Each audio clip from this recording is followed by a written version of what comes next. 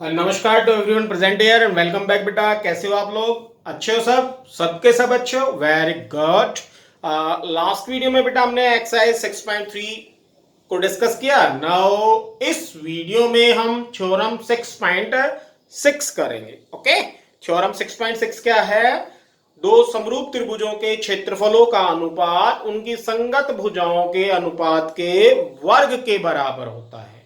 क्या है बेटा? दो समरूप त्रिभुजों के क्षेत्रफलों का अनुपात उनकी संगत भुजाओं के अनुपात के वर्ग के बराबर होता है। ओके, नाउ क्या दिया हुआ है आपको बेटा? आपको दो ट्राइंगल्स दिए हुए हैं और दोनों ही ट्राइंगल सिमिलर है। क्या दिया हुआ है आपको? दो ट्राइंगल्स दिए हुए हैं और दोनों ही ट्राइंगल क्या है बेटा? सिमिलर है, मींस समरूप है दोनों। Okay, then A B C and this P Q R. Okay, तो तत्व में क्या आ गया बेटा आपके पास?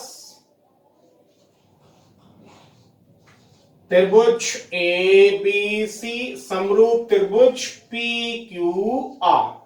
ठीक है, अब दोनों त्रिभुज समरूप है, इसका मतलब क्या हुआ कि पहले त्रिभुज के तीनों कोण दूसरे त्रिभुज के तीनों कोणों के बराबर है और दोनों त्रिभुजों की संगत भुजाएं अनुपाती है ना? तो इसका मतलब ए बी बटे पी क्यू किसके इक्वल है? बी सी बटे क्यू आर।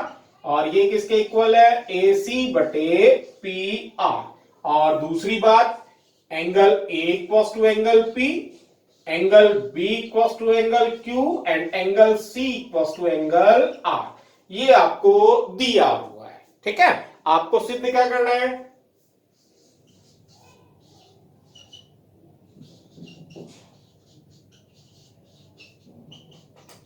आपको सिद्ध करना है कि इन दोनों त्रिभुजों के जो क्षेत्रफलों का अनुपात है वो इनकी संगत भुजाओं के वर्गों के अनुपात के बराबर है। इसका मतलब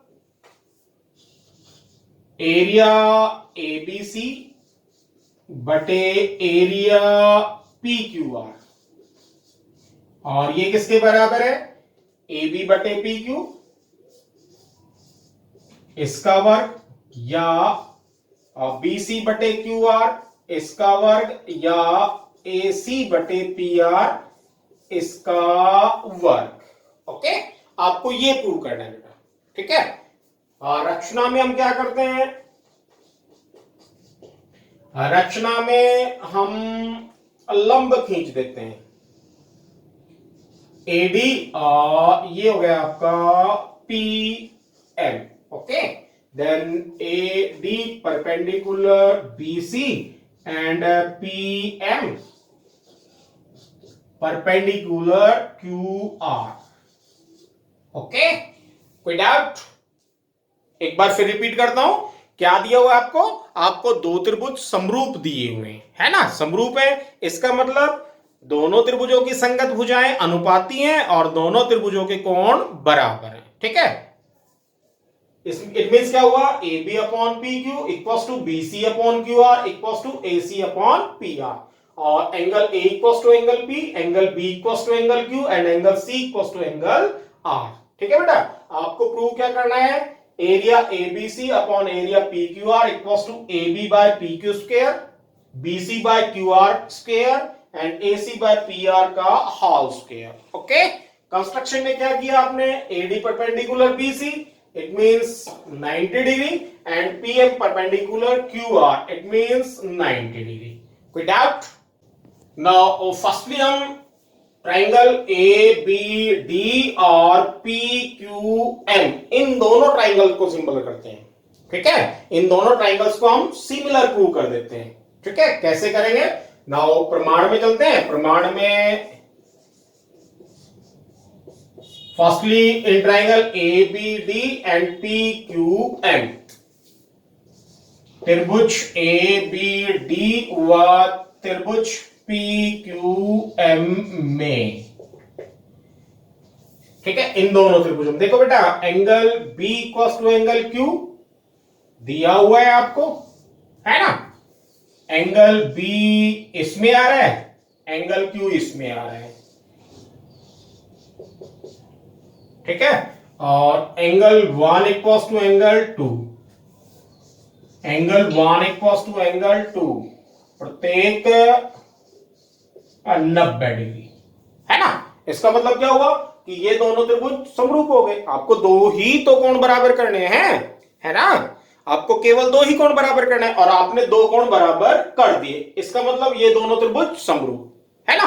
then triangle A B D similar triangle P Q M. अब दोनों त्रिभुज समरूप है, इसका मतलब इनकी संगत भुजाएं अनुपाती होंगी। ओके, तो इसका मतलब क्या हुआ, ए बी बटे पी क्यू किसके बराबर हो गया बेटा, ए डी बटे पी एम के बराबर।